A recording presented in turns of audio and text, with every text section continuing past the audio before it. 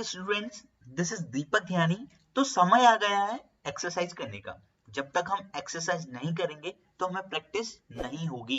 Programming का एक ही फंडा है, आपकी थ्योरी के साथ प्रैक्टिकल भी होता रहना चाहिए। अगर प्रैक्टिकल नहीं होता है तो हमें कॉन्सेप्ट उतने ज्यादा स्ट्रॉन्ग नहीं रहते हैं।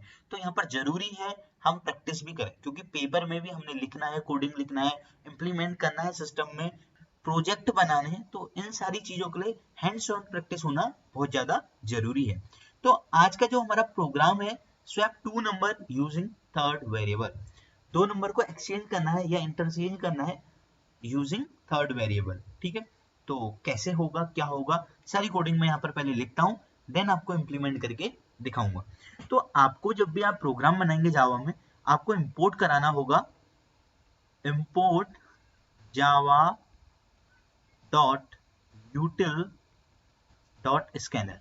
स्कैनर फाइल, स्कैनर लाइब्रेरी इसलिए क्योंकि मैं यहाँ पर यूजर से वैल्यू लेने वाला हूँ। तो सबसे पहले अपने माइंड को मैप कर लेना है। देन आप अपने लिखेंगे क्लास, क्लास का नेम मैंने स्वैप रख दिया है, कोई भी नाम दे सकते हैं, यहाँ पर इशू नहीं है इस बात का। देन आप लिखेंगे public static void main string args, public static void main. आप 2-4 बार इन चीजों को लिखेंगे तो आपको खुद ही याद हो जाता है, ये ऐसे इसमें कोई इतनी बड़ी बात नहीं है। स्ट्रिंग args, ठीक है। देन यहाँ से फिर हमारा मेन स्टार्ट होता है। अब हमें इस पॉइंट पर आके सबसे पहले सोचना है कि क्या है स्वैप 2 नंबर। इट मीन्स मुझे 2 वेरिएबल की नीड होने वाली है, a, b, और एक तीसरा वेरिएबल लूंगा मैं जिसमें हम वैल्यू को होल्ड करेंगे। तो तीसरा वेरिएबल हो गया c। ठीक है, आप कोई भी वेरिएबल ले सकते हैं। मैं छोटे वेरिएबल इसलिए ले रहा हूँ क्योंकि इनको रीयूज करना बहुत ही आसान होता है। ठीक, तो ए बी सी मैंने वेरिएबल ले लिए हैं। अब मैं क्या करूंगा, स्कैनर का एक ऑब्जेक्ट क्रिएट करूंगा, बिकॉज मैंने स्कैनर की क्लास तो ली थी, उसका एक ऑब्जेक्ट बना लेता हूं। तो इसके लिए लिखना होगा हमें scanner sc equal to new scanner system dot in.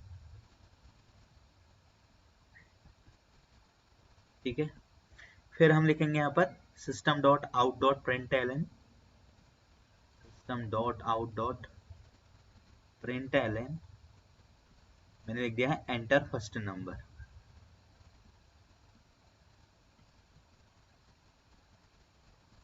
Then हम लिख देंगे a equal to sc dot next int. Then हम लिखेंगे system dot out dot println enter second number.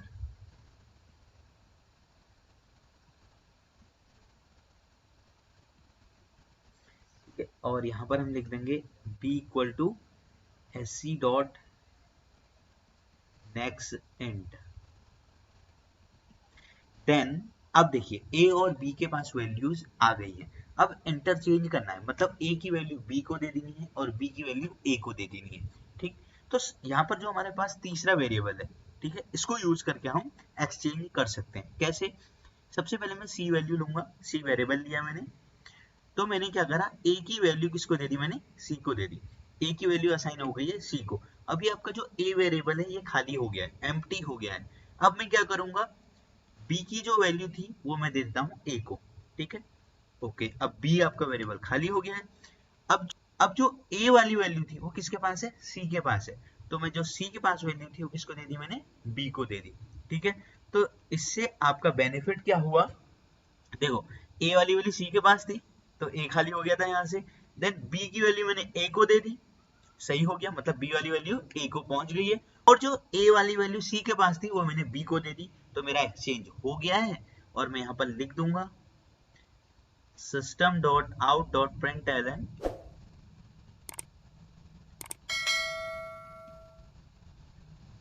After swap a value. ठीक है, a value double quotes plus a, और यहाँ पर लिख दीजिए system dot out dot println after swap p value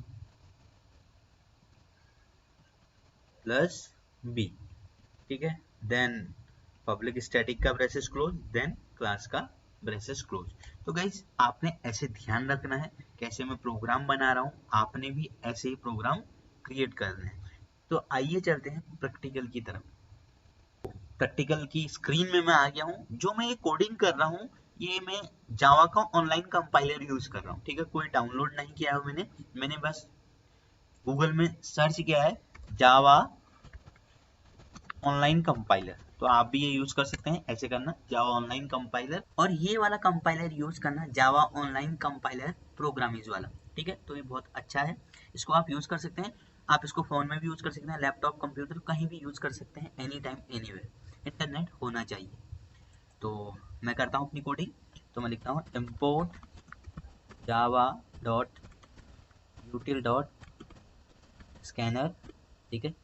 और देन मैं यहाँ पर एक स्कैनर का ऑब्जेक्ट क्रिएट कर लेता हूँ। Scanner S equal to new scanner system dot in, then मैं वेरिएबल डिक्लेयर कर लेता हूँ इंट a, b, c। तो सबसे पहले मैं मैसेज डाल देता हूँ system dot out dot println enter first number. लिखता हूँ a equal to sc dot next int, दूसरा वैल्यू के लिए system dot out dot println enter second number. यहाँ पर आप लिखेंगे b equal to sc dot next int, ठीक है। तो a और वैल्यू के b के पास वैल्यू आ गई है। तो सबसे पहले आप क्या करेंगे c इक्वल टू a लिखेंगे। इट मीन्स a की वैल्यू c को असाइन हो गई है। फिर आप क्या करेंगे, अब आप लिखेंगे a इक्वल टू b, जो b की वैल्यू थी वो मैंने दे दी है a को, ठीक। अब b अभी खाली पोजीशन में है, b को मैं दे दूंगा c की वैल्यू, क्योंकि c के पास a वाली वैल्यू है, ठीक हो गया। तो c खाली था, खाली हो गया है। तो फिर मैं लिखूंगा system dot out dot println after swap a value is concatenate plus a कर दीजिए, और ऐसे दूसरी बार system dot out dot println after swap b value